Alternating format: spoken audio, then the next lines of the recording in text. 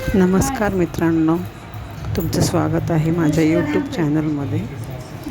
आज अक्षय तृतीयानिमित्त आमरस, पुरणपोळी, आमटी आणि भात, कुरवड्या आणि थोडीशी भजी ह्या सगळ्यांचा बेत केलेला आहे. तो मी तुमच्यासोबत शेअर करण्यासाठी इथे मी सादर करत आहे. आमटी एवढी सुंदर झाली होती ना की खाण्यासाठी अक्षरशः अतृप्त होती.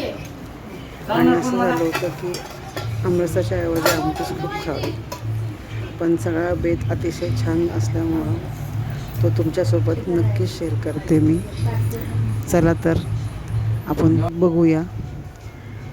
मी अर्धा किलो आणि पावशर हरभऱ्याची डाळ चांगली स्वच्छ धुवून अगोदर पाण्यामध्ये धुतली आणि अर्धा किलोच्या वरती पाणी म्हणजे दुपटीने पाणी ठेवलं कुकरमध्ये. आधी तापवलं, चांगलं उकळू दिलं पाणी, त्यात थोडंसं मीठ टाकलं आणि मग डाळ स्वच्छ करून त्यामध्ये मी कुकरला 2 ते 3 शिट्ट्या घेतल्या. डाळ आणखीन थोडीशी मऊ होण्यासाठी मी त्यात अर्धा चमच तूप घालत आहे आणि कुकरचं झाकण लावून त्याच्या 2 शिट्ट्या घ्यायच्या. डाळ शिजते तोपर्यंत आपण वाटणाचं साहित्य बघूया. वाटणासाठी मी अगोदर एक कांदा उभा कापून तो तव्यावरती बारीक कापून भाजून घेतला आहे.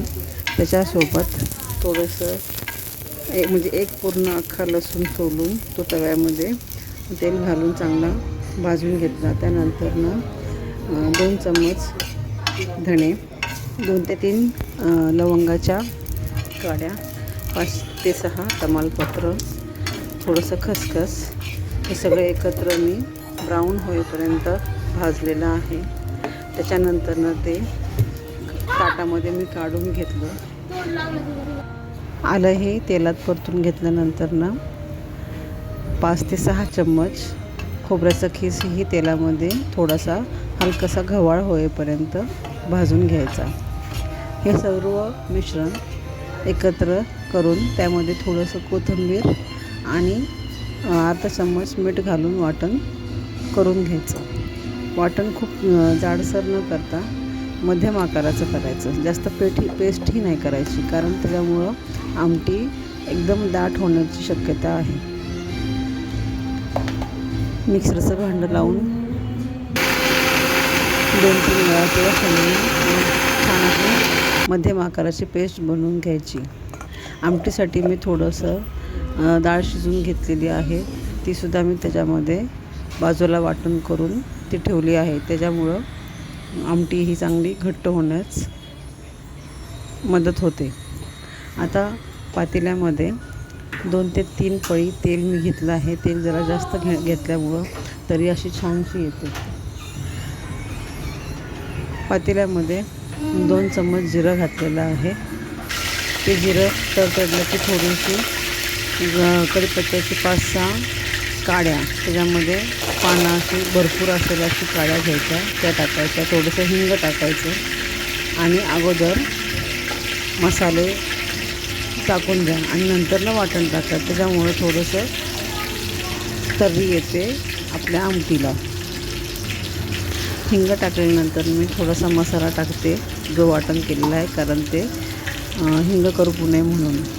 मी घरचा कांदा मसाला आहे जो आम्ही नागदेव मसाल्याकडून आणतो. ते मी 5 ते 6 चम्मच टाकले आहेत, मला तिखट आवडतं म्हणून. आणि 2 चम्मच काळा मसाला टाकत आहे. 1 चम्मच मी चिकनचा मसाला, अर्धा चम्मच धना पावडर, 1 चम्मच हळद, असं एकत्र सगळं टाकून चांगलं ढवळून घेतलं.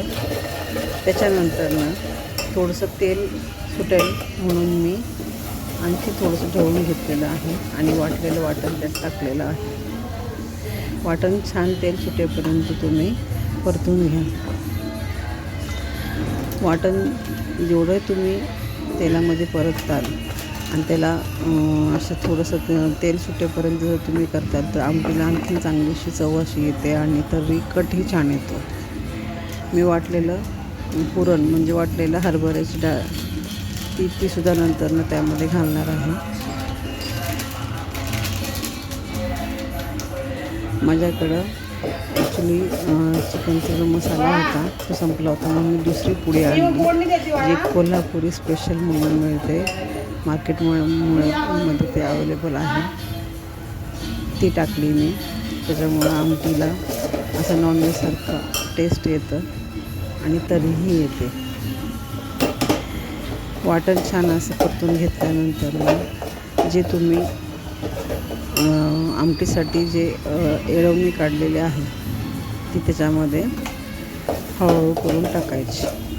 तुम्हाला किती हवं आहे, पातळ दाटसर, त्याप्रमाणे तुम्ही पाणी वाढवू शकता. मगाशी मी सांगितल्याप्रमाणे मी आमटीला दाटपणा येण्यासाठी जे हरभऱ्याची डाळ जी मी पुरणाची अर्धी काढून घेतलेली आहे तीही बारीक वाटून टाकली होती, तीही त्या मी वाटणामध्ये टाकली होती. त्याच्यामुळे आमटी तशी थोडीशी दाटसर होते. म्हणजे पातळ हवी असेल तर पातळ करू शकता, दाट हवी असेल तर तुम्ही दाट करू शकता. तुम्हाला हवं एवढं तुम्ही पाणी घाला किंवा आहे अशीच आमटी ठेवली तरी चालेल. आमटीला छान अशी उकळी आलेली आहे, मस्त वास येत आहे.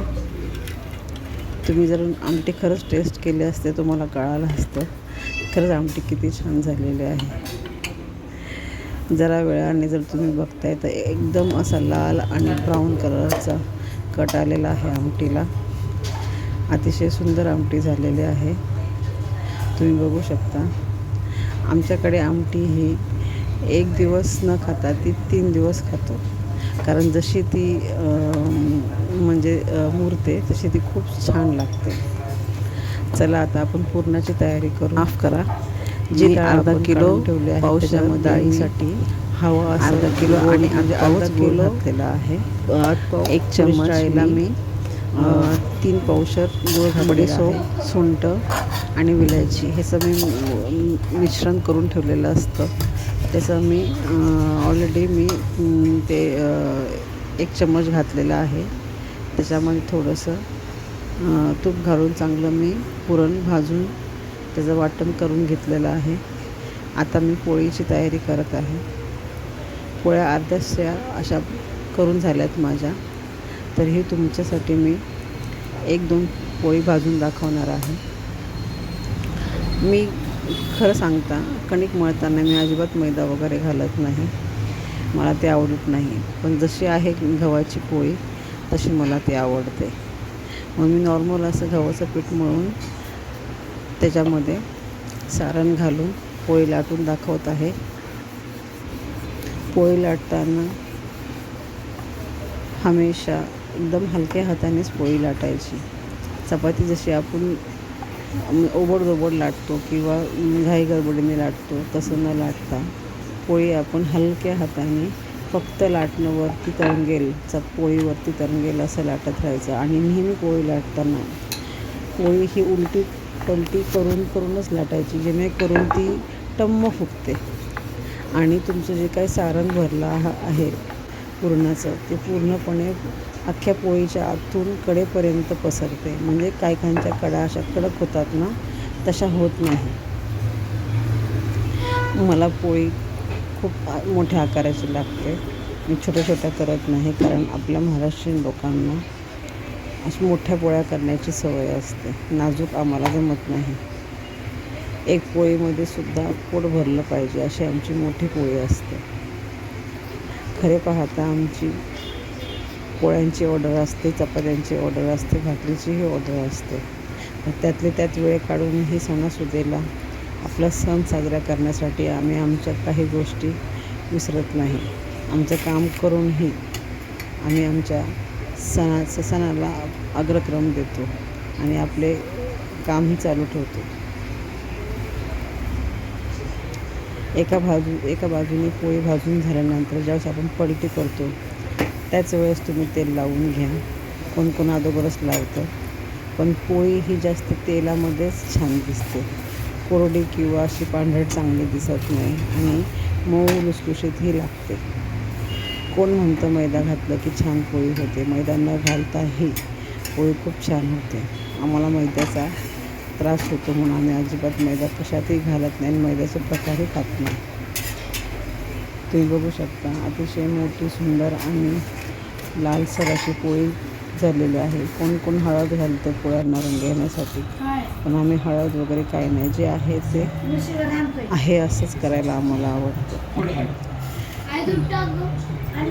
मी आमरसचा व्हिडिओ टाकलेला नाही, डायरेक्ट आमरस करून पातेल्यात ठेवलेला आहे. आणि माफ करा, मी असं व्यवस्थित असं काही मांडणी केलेलं नाही आहे, पण जे आहे तुमच्यापुढे आमटी, आमरस, कुरड्या पापड्या, भजे असं सगळं तुमच्यासमोर ठेवलेलं आहे. जसं आहे असं अगदी पद्धतशीर जरी केलं तर मांडणी पद्धतशीर केली नाही, तरी पण तुम्हाला माझा व्हिडिओ खूप आवडला असेल किंवा नसेल तर मला कमेंट करा आणि माझ्या व्हिडिओला लाईक करा. थँक्यू.